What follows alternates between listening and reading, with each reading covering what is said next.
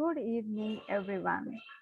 So, welcome back in the last session of today, that is motivation. So, motivation is something which we require in a personal life for a personal growth as well as for a professional growth. So, motivation, it is something related to our internal self, to ourselves. It is not something which other person can come and say that okay, you just get motivated by this. No, it's only on us that how we keep ourselves motivated and what all things are going to motivate us. So in the last sessions we have discussed about two theories of motivation, that is Maslow's need hierarchy theory and Herzberg theory of motivation. Two theories we have discussed. So in one theory we have discussed about the hierarchy, that there are basically 5 things on basis of which a person feels motivated. If we talk about the Maslow need hierarchy theory, yeah.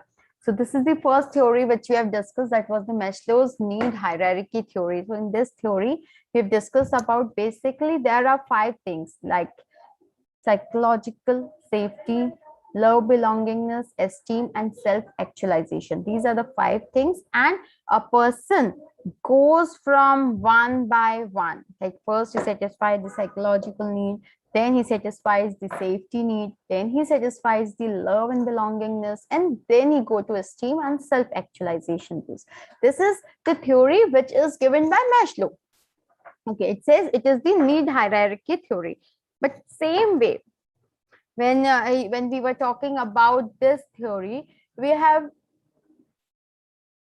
yes, when we're talking about Maslow's need hierarchy theory, we have also seen there are some disadvantages, because disadvantages to this theory is it is not suitable for all the cultures. If the cultural differences are there, it is not the right approach, not right theory which we can use. It is very difficult to measure where the person has reached and what is the next level of motivation on which he is working. Then every individual do not think in the same way. Every individual thinks in a different way, have different perspective, and different things motivate them. For example, when we are talking about the need hierarchy theory, okay, in that theory we have seen the first thing for which the person is motivated is the breathing water, fulfilling the basic needs. But that may not be same for everyone. First, the people may want to go with like safety and belongingness. People may want to go with belongingness, the need for belongingness first, then going with the need of safety. So that is how it is not same. Every person is not motivated by the same thing. So here, these are the some drawbacks of this need hierarchy theory. Then comes is the Herzberg two-factor theory. So Herzberg two-factor theory simply said that there are few things which act as the satisfactory factors, and there are few things which act as the dissatisfactory factors for the employees. Now, what are the dissatisfactory factors? Those factors he has given the name of hygienic factors, like working condition, policies, rules, relations among the co-workers, culture of the organization, salary, wages, supervisor quality. So all these things comes under the hygienic factor. But he clearly says that these hygienic factor decreases the job dissatisfaction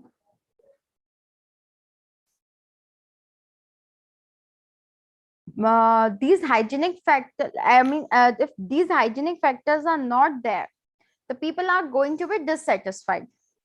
And if they are there, so it is not going to increase the satisfaction of the employee, but it will decrease their job dissatisfaction. So that is how this Herzberg two-factor theory worked. And second thing which he focused was the motivational factor, which improves the job satisfaction, which increases the job satisfaction of the employees. So these factors are influenced by motivators factors like achievement, recognition, work-life balance, advancement, personal growth. So all these things comes under the need, that is the motivational theory of Herzberg rule.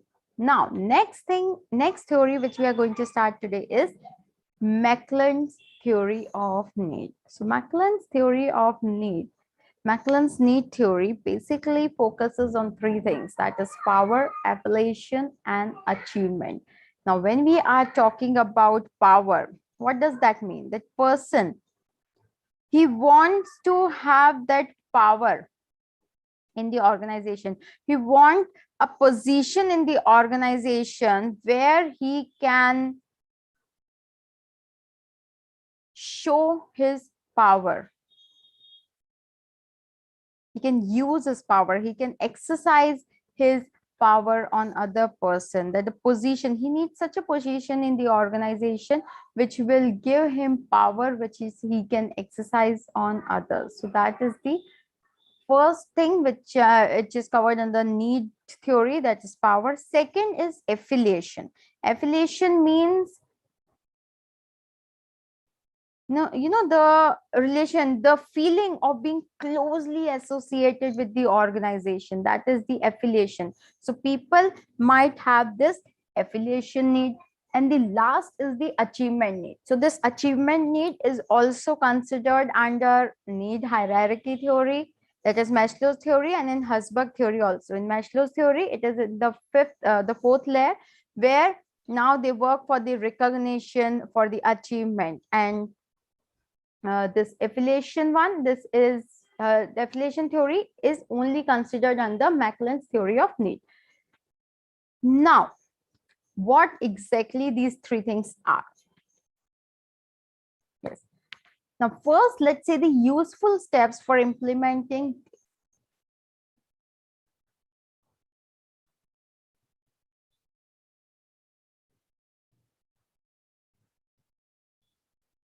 Yes.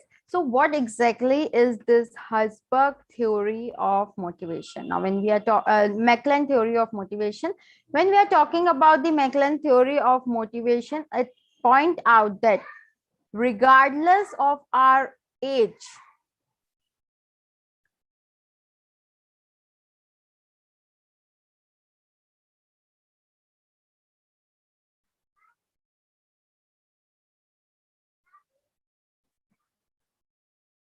just 1 second, students.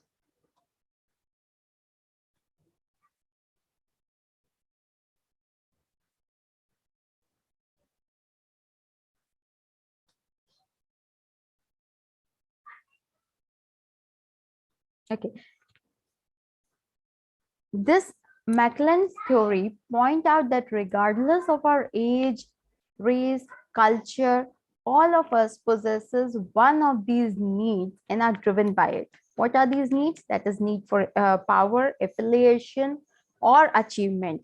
Either of these, at least one need everyone possesses. Either he's working for the power, he wants the affiliation, or he want that achievement to be given to him in the organization. So basically, when we are talking about the Macklin's theory, here it focuses on three things, and it says that out of these three things, one thing is for sure which is going to motivate the other person. This theory is also known as acquired needs, as Macklin put forth that the specific needs of an individual are acquired and shaped over the time through the experience he has had in his life. So he says that these motivational things are not constant. They are shaped, they are acquired over the period of time through the experience they have got to at the stage where they are. So as per the experience, as per the years, this motivation keeps on changing. This motivational theory states that the need for achievement, power, and affiliation significantly influence the behavior of an individual, which is useful to understand from a managerial context. So it says that the achievement, power, and affiliation, this is something which is going to influence the behavior of the individual. When we are working in a team, when a leader is managing the team, when a manager is managing a team, he has to find out those motivational factor by which he can motivate, he can influence, he can inspire his team and make them grow towards the growth of the organization. And for that thing, it is important for him to identify that which need is required by the team. Is it the need for achievement? Is it the need for power, or is it the need for affiliation, so that by using that, he can influence the behavior of the individual? Now, what is this need, achievement, and power? We'll just see. So according to McLean, need for achievement, it says it is the urge to achieve something in what you do. Now you just want to achieve something. Let's say a project is being given to you. So you just want to give your best in that project so that you get something in return. Maybe it's just a recognition which you have got from your teammates, from the manager, but you just urge to achieve something. You just want to get something in return for whatever you have done. You just cannot do things and forget. You want the organization to recognize your work, to recognize what you have done and how you have benefited. Your work has benefited the organization. People motivated by achievement need challenging but not impossible project. So this achievement, if they know something, let's say a person who can walk, who can run for 10 kilometers very easily, if we are giving him that work to run for 10 kilometers, the person will not be motivated, because for him it is very easy. He can easily do that thing. So here they just want something which is challenging, but it is not impossible. Okay, giving the task which challenges the employees, but which doesn't come out to be an impossible project from the viewpoint of the employees. So people are motivated by the achievement need, challenging, which gives them a challenging situation, which helps them to show their capabilities, to come up with their creative solution, to use their skill, to use their knowledge, to learn new things, to do that task. And that is the challenging thing which they love to do. But that should be as per their capabilities. It should not be something that they are trying their best, they are giving their best, but still they are unable to deliver the result. That those type of projects should not be given. They are not the challenging. You need, as a manager, being manager, a person need to understand the difference between challenging and impossible. When we set the SMART goal, there also we say set the achievable goals which are achievable, yet they are challenging, but which put forward some challenges for you, which will give you a chance to enhance your knowledge, to learn new skill, to improve your efficiency, and to work with the best of your capabilities. And this challenging task a manager can only give if he knows his team members individually, if he is aware like what kind of a person he is, what achievement, what things he knows. So people are motivated by the achievement needs which are challenging but which are not impossible. Sorry, which are not impossible. Next point says they thrive on overcoming difficult problems and situations. They are open, they are okay to overcome those difficult problems and situations. Because see, if we are doing a regular course of work, who is going to recognize our work? No one. For getting the recognition, we need to do something which shows more of our capabilities. Excuse me.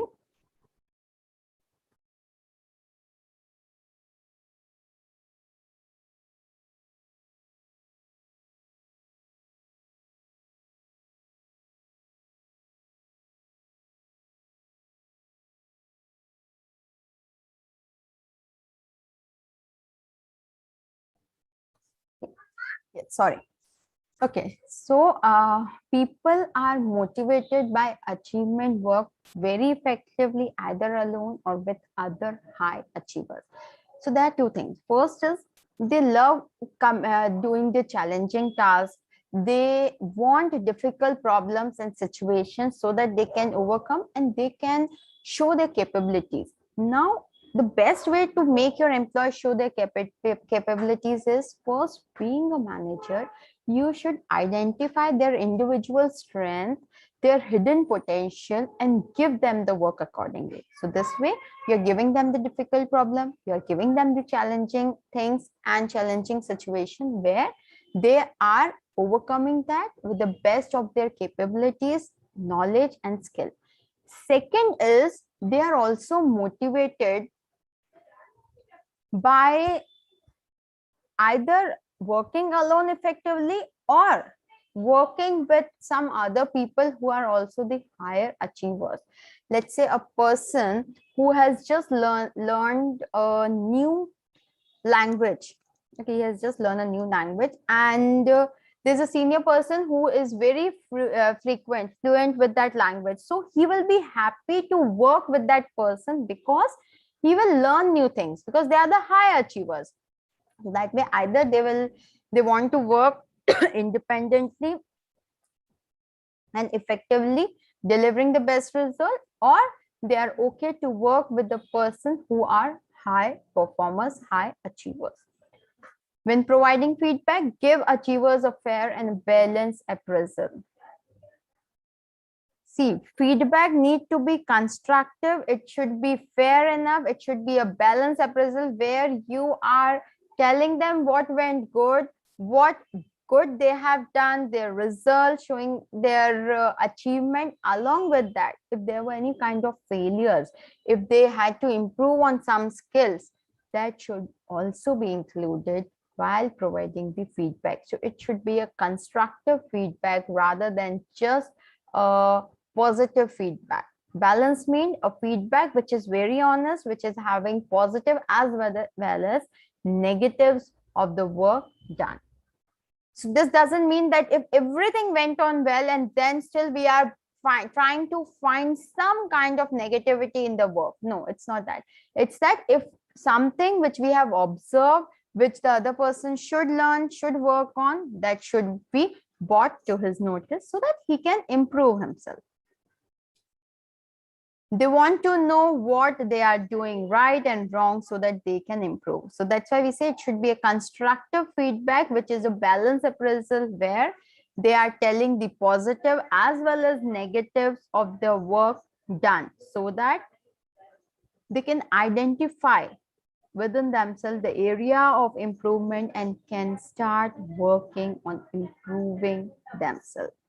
Let's say, for example, if you are a lawyer, it is the need to win the case and be recognized. If you are a painter, it is the need to paint and a famous painting. So that is the need. You know, we just want that thing. A sports person, he just want to be the winner. A player, a painter just want to be the famous painter. A writer just want to be the famous book writer. A teacher just want to be the best teacher who has mastered everything about that particular subject, who has each and every detailed knowledge about that. So, you know, whenever we enter into any kind of profession, we just want that we should be the best. If we are starting our own enterprise, we want that our business should be unique and it should be the best. People should come to us. People should say that, yes, this is good. This organization is good. This painter is very nice. This poet is nice.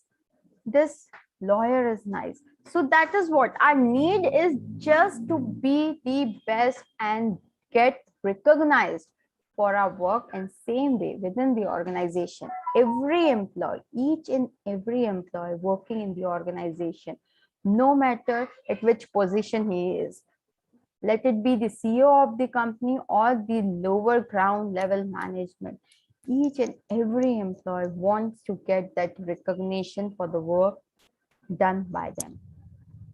So this is the first thing which he focused, that is need for achievement. Second is the affiliation need. Now, affiliation need means people are motivated by affiliation, work best in group environment. So, when they are motivated by the affiliation, that can only be done when you are working in the group environment. A single person, he cannot have that affiliation feeling. So they do not like uncertainties, they do not like risk, because see, when we were talking about the achievement there, they were okay to take the risk and to deliver the best. But here in affiliation need, they do not like uncertainties, they do not like risk. So when you are assigning the project, you have to make sure that the project or the task, the assigned project or the task are not risky. Save the risky one from other people. You not just have to save those projects, because the person who is motivated by the affiliation need, he will not be willing to work in the organization where he is going to find a lot of uncertainties and risk in the profession. Here, when you are providing the feedback, you need to have that personal touch in providing the feedback. A general feedback for these kind of person won't work, who do not motivate them. So you need to be very personal when you are providing your feedback to these kind of people. Give balanced feedback, but if you start your appraisal by emphasizing their good working relationship and your trust in them, they're likely to be more open to what you say. So here, basically what they want is, they just want you to start with the positive things. When you start with the positive things, they will be very happy. They will be, they will be motivated that yes, you have seen the positive things in me.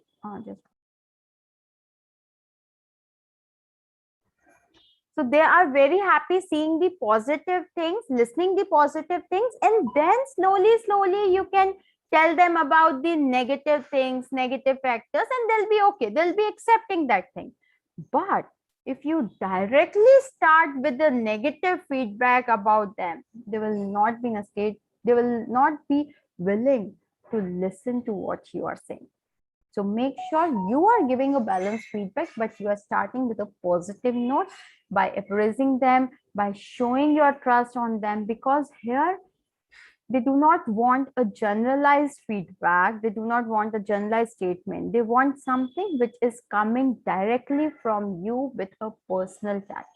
As if personally you are saying something to them, that feeling, that touch need to be there when you are providing the feedback to the person who are motivated by affiliation. Remember that these people often don't want to stand out. They want to be with the crowd only. They do not want to be pointed out differently, separately from other people. They are from the crowd and they want to be from the crowd only. Praise them in private rather than in front of others. It's okay. They are okay. They do not want, see, affiliation is not something where they are working for the recognition in front of the organization. They're okay even if you are praising them in private. They do not want to showcase everything. So this is the second type of need, that is affiliation need. The third is power. It is very dangerous. People motivated by power, let's say there are 5 people in the team and all 5 wants that power motivation. Now it is a big challenge for the leader what he's going to do. He cannot give power to all the 5 people, right? He can just make one person who can exercise his power to get the work done. So here in this perspective, this theory has a major drawback, that if group of people, let's say 30 or 40% people in the group wants to get this power recognition, which is practically not possible.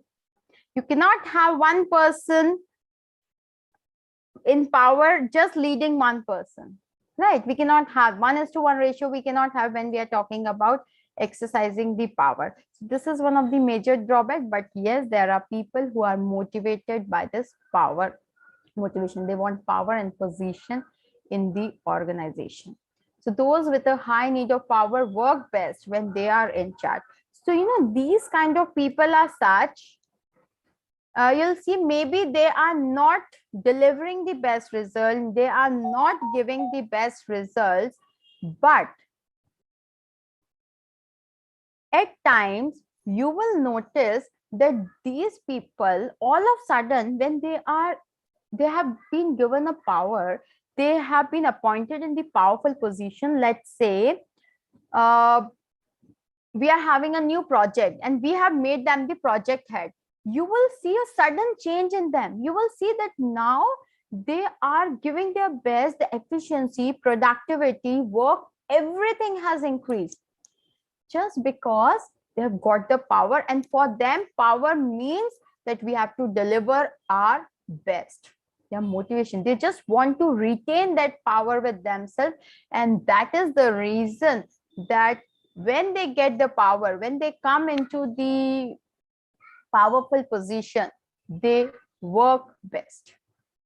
If you see a person who's motivated by power and he's not delivering the best result, try it once by giving them the power, by making them in charge of something, and you will see a lot of changes. You will see increased efficiency in those people. They may also be very effective in negotiation or in situation in which other party must be convinced of an idea or goal. Yes, they have to be when you want to exercise this power, that means by default you need to be in such a position where you can negotiate, where you can convince other people, where you can get your work done by other people. That is the position. See, powerful person, when you are leading a project, you're not going to do everything yourself, right? You have to get that work done from others. So these type of people are very effective in negotiation skills, and where you want them to convince other parties of any ideas and goals. If you are having a client-based organization where you have to deal with the client, you have to convince the people. There, these type of people are the best sources to get your result or to improve, to increase your business, to make your business grow. Because once you give them the power and you tell them you have to crack this deal, now this project, this deal, everything belongs to you, you are going to be the head of this project, they will apply anything to crack that deal, because they know if I'm going to crack this deal, I am going to be in the powerful position, I am going to get the position for which I was waiting. So just because of that, they will adopt all the strategies, their skill to convince other person to go with the negotiation and crack that deal. The need for power is the desire within a person to hold control and authority over other persons. So power, when we are talking about power, we all know that managers are in the powerful position, the leaders are in the powerful position. So basically what they're doing, they're controlling us, they have the authority over us, they give us the direction, they monitor our work, they influence us, they motivate us, they change our decision, they make us move towards the desired goals of the organization. They match our personal goals with the goals of the organization. That is what a person, a leader or a manager do. Same way, the person who is having this power has to control, has to show authority over other person, has to influence and change their decision in accordance with his own needs and desire. Now here, own need and desire doesn't mean his personal need. It is all about the needs and desires of the organization. If organization wants the employees to do something to work in a specific direction to achieve the desired result. So the people who are into the powerful position has to do that. So they should have those skills where they can influence other person, they can make other person act as per them. They have to use their authority where they can change the decision of other person in the favor of the organization. When providing feedback, be direct with these team members. So here, see, we have discussed about three things. First was the achievement, one was the affiliation, one was the power. So in achievement, we have seen that people over there want the balanced feedback, positive, negative, both the feedback should be there, and they're least bothered whether you are starting with the positive note or with the negative note. The only thing which they want is they should know what are the positive things, what are the negative things, so that they can improve in the area where they are lacking.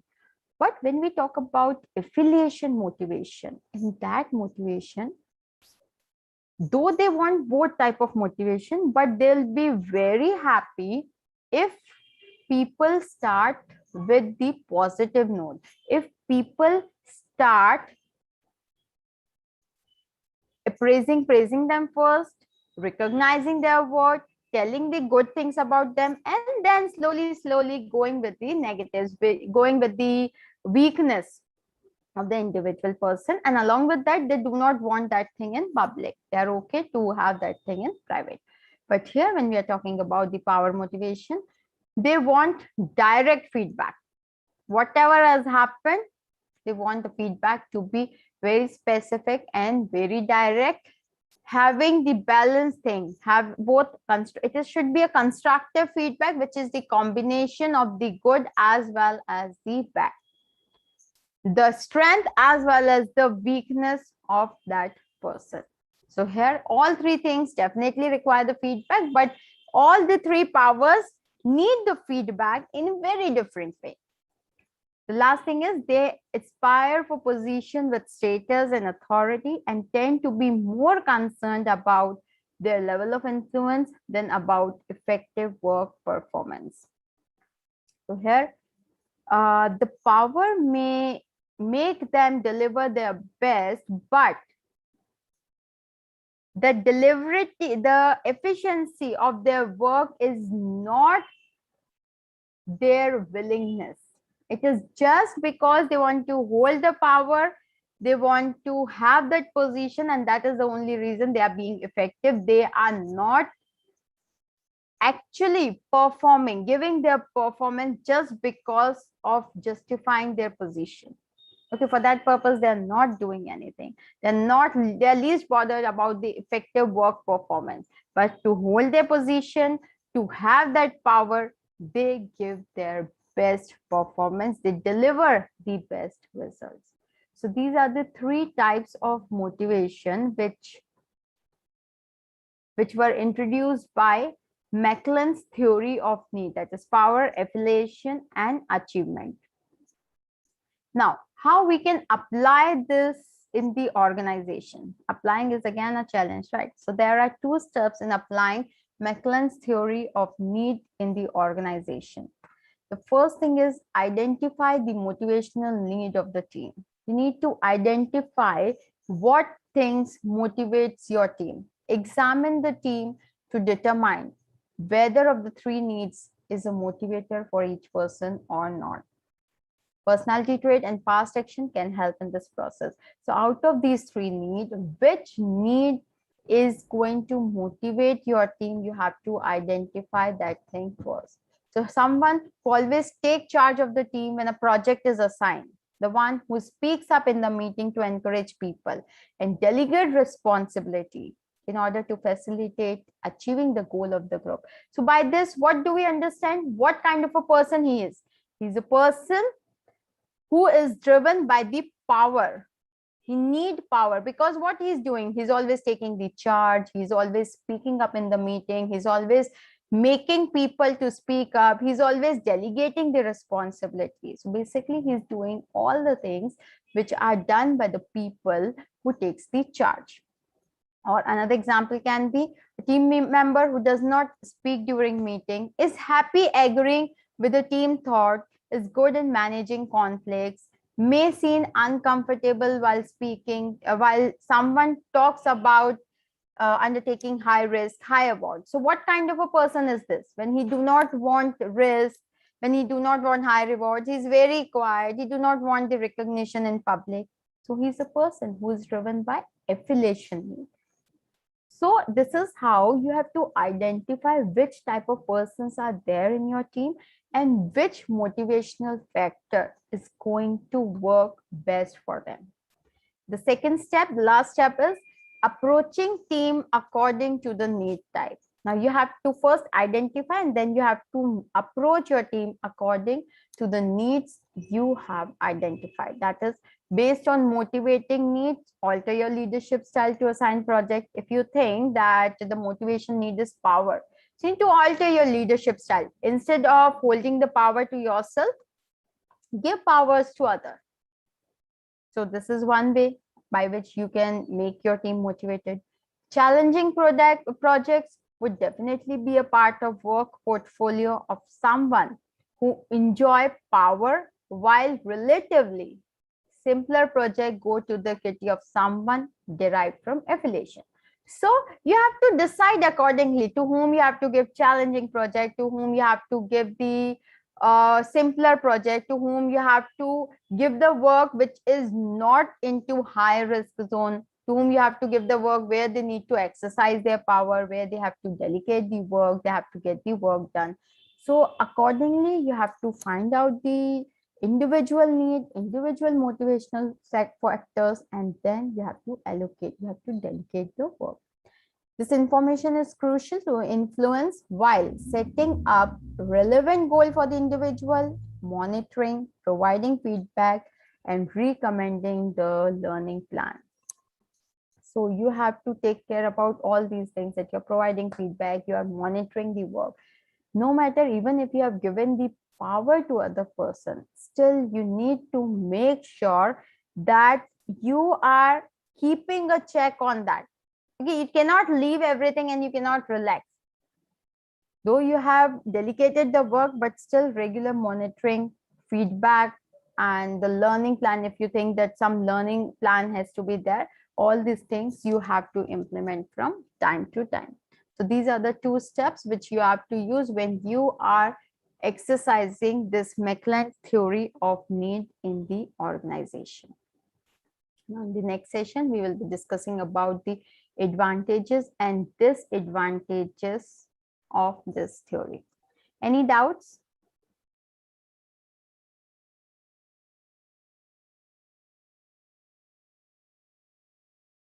Okay, so we are done with the session. We'll have the next session. In the next session, we'll be discussing about the advantages and disadvantages of this theory. So bye-bye. Have a wonderful day. We'll see you tomorrow.